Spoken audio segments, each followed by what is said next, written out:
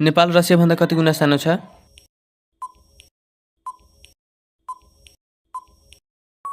यसको सही आन्सर हुन्छ 157 गुणा।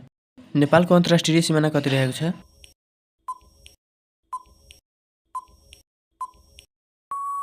यसको सही आन्सर हुन्छ 2926 किलोमिटर।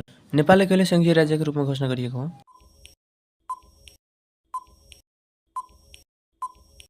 यसको सही आन्सर हुन्छ 2072 असोज 3 गते।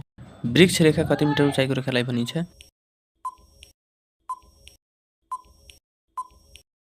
यसको सही आन्सर हुन्छ 4000 मिटर। विश्वको सबैभन्दा पुरानो वन कुन हो?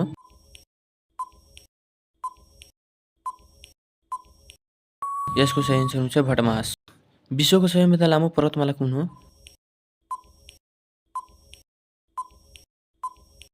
यसको सही आन्सर हुन्छ एन्डिज। सूर्यमण्डलको सबैभन्दा सुन्दर ग्रह कुन हो?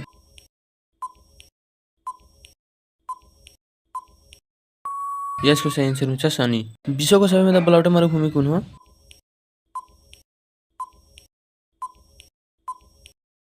यसको सही आन्सर हुन्छ अरेबियन। सबैभन्दा बढी चिया उत्पादन गर्ने देश कुन हो?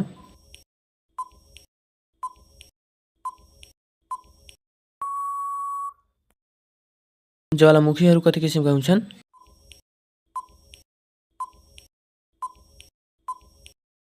यसको सही आन्सर हुन्छ 3 किसिमका। साथीहरू, यो 10वटा क्वेसनहरूमध्ये तपाईहरूले कतिवटा थाहा थियो कमेन्ट गर्नुहोला। हस्त नमस्कार, धन्यवाद। अनि च्यानल सब्स्क्राइब गर्नुहोला। नेक्स्ट भिडियो छिटै नै आउनेछ।